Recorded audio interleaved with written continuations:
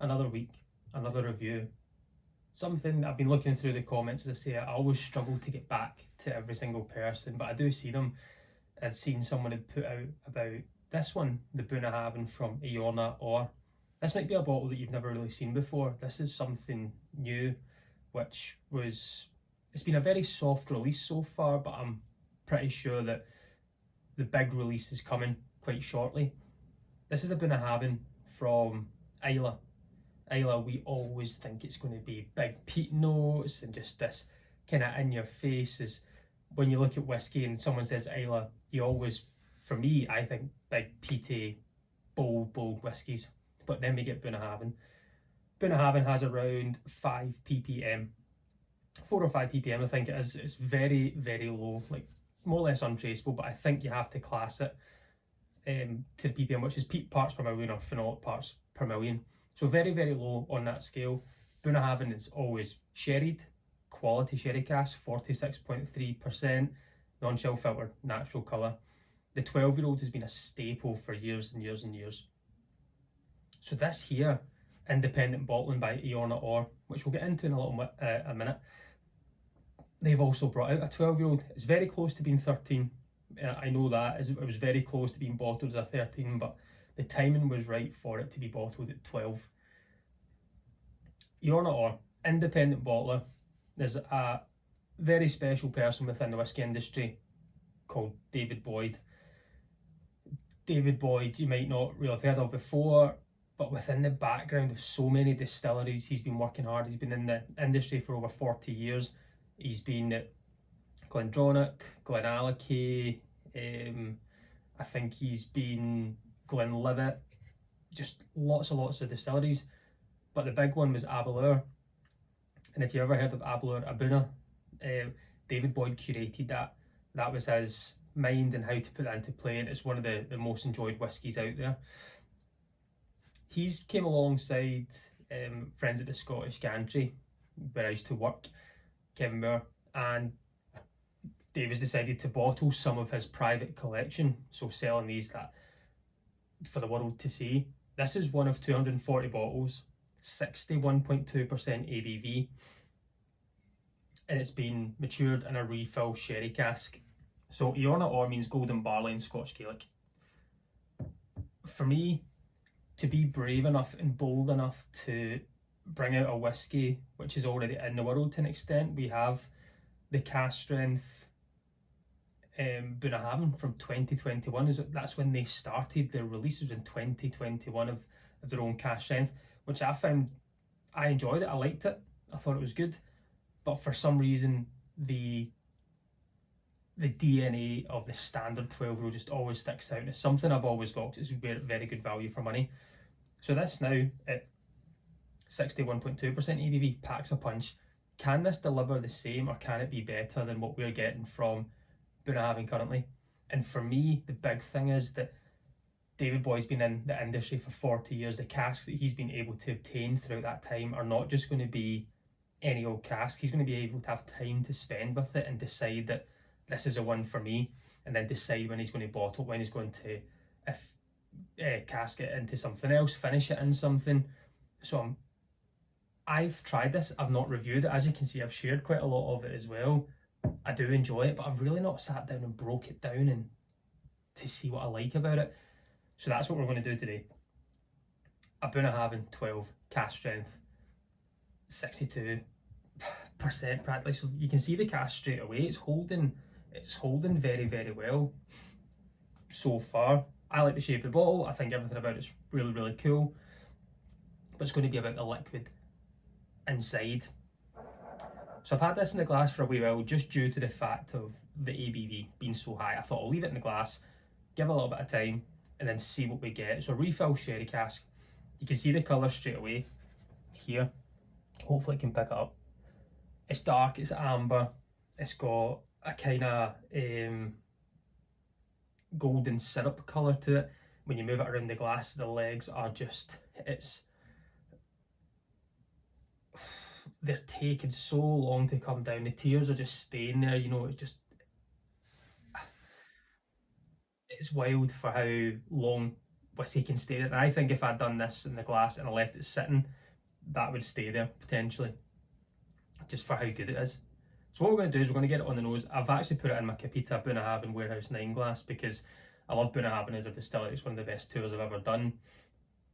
So David Brody, if you ever get to go and he's hosting, you'll enjoy yourself to the max. It's a phenomenal day. So I thought, why not have a Bunnahabhain in a Bunnahabhain glass? So colour wise and legs, great so far. So let's get this on the nose, get it on the palate. I've got a little bit of water here just due to the ABV to see what can change when we add some. So the sherry notes are there. It's not a big pungent kick of alcohol either. There's a little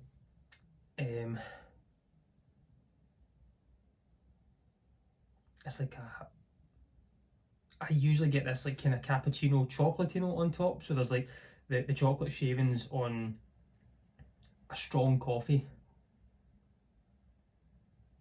kind of frothed up and things. It's got that kind of coffee note to it in a nice way. The sherry notes, it's more your lighter sweet notes to it as well. It's maybe a little bit of orange, like a mulled orange, if that makes sense. It's a great nose. As I say, my big nose can get in a glass quite well, and I'm taking quite big things. This is the first whiskey I've smelled today as well, and it's not making me go back. And I don't know if that's from over time that my nose is kind of acclimatised to the smell of whiskey, but some whiskies I do get that alcohol hit, and I'm not getting that from here. There's a soft earthiness to it as well, tiny little coastal note, but nothing is prone to what I would usually get on Islay. Yeah, it's weird to kind of think that the smell of thick, if that makes sense, like a thick texture. It's got a textured nose to it. I'm enjoying it. I can't get away from this orange notes kind of came in just now. The more of, not marmalade, but as I say, kind of mulled orange. The chocolate note, your red fruits, your sherry, soft bit of coastal. Well, let's try this on the palate. Let's see what we can get, but great so far. Slange, no?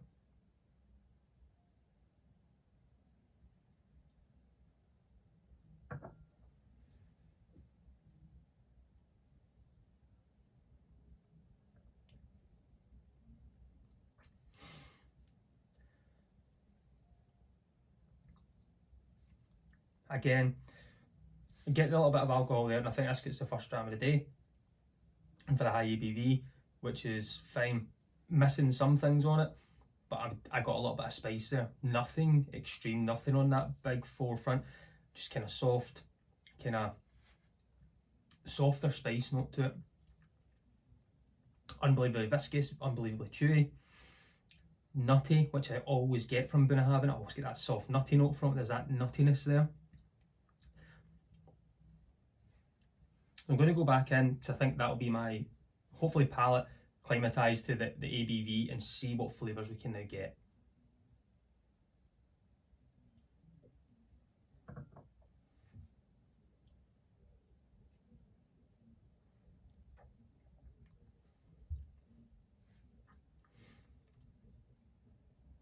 Nutty, slightly dry, sherry notes are staying there. A little bit of spice is staying there. The mouthfeel is quality.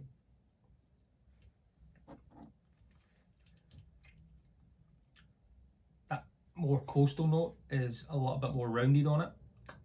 I'm going to add some water whilst and just looking at that, I don't think you'll be able to see it on camera, but when you add water to cask strength whiskey that's been non-chill filtered, or any whiskey that's been non-chill filtered, you'll see the water and the oils split, really. And what I say that's doing is, my personal point of view, is it's like a firework going off. The more, if you add water, it's just, when it hits the whiskey, it explodes to let out more flavour. You're just watering that down to give you more flavour. A lot of people in the whisky industry, that master distillers and so forth, they'll add quite a lot of water to whisky to feel the kind of mouthfeel and the actual flavours more they can get. So sometimes a couple of drops are good, but I think with this one, a good few drops is going to try and hopefully open this up. This little bit of water is giving that more, the saltiness is coming through. The orange is died down a little bit in it, the kind of sweeter notes have died down. But that coastal, slightly nutty, it's still thick, that viscous kind of note to it. Sherry, it's just, if you like sherried whiskey, this is really good. This is right up there.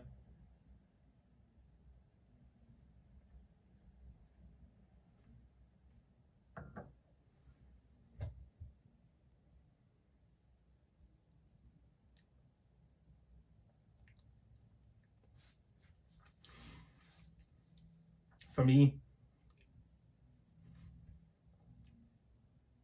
there's better notes there. Adding that water just gives it a slightly better mouthfeel. It drops it down. I am getting more of my kind of softer red fruits and softer. The nuttiness is still staying there, but I'm kind of travelling towards like candied strawberries, candied cherries, along those like soft kind of sugared cherries, if that makes sense. I'm slowly going down that route, but that nuttiness is staying there, the viscousness is staying there, the spice is staying there. It's a well-rounded whiskey, and for me, yes, you can get the Bunnahabhain cask strength original bottlings from them, but this could be a substitute. As I say, there's one of 240 bottles. There's now only 239 maybe unopened, or maybe more. This, I think, is retailing just now at, it's between maybe 90 and 100, somewhere there, I'm not too sure, because they've not done the official launch yet. And I've always been keeping an eye on it to see when they will. But I think it's about 90 to 100 pounds. I've been having 12, more or less cask strength, bottled last year by Eorna Oir, Mr. David Boyd, meaning golden barley. You can buy them at the Scottish gantry just now. We've got one based in Stirling, one based in Mulgai or Mulgavy, and they're about to open one in Edinburgh. So if you're not sure, maybe have a look at their website or give them a call. If it's something that you are interested in, if it's something you're really interested in and you live local to me, let me know and I'll try and get a sample sent out to you. If I can, just give me a wee reach out. But I'm going to go back and finish it. I'm enjoying it. I think it's good. Good quality sherried whiskey right up my street in a quality cask from a private collection from somebody that's been in the industry for over 40 years. What's not to like?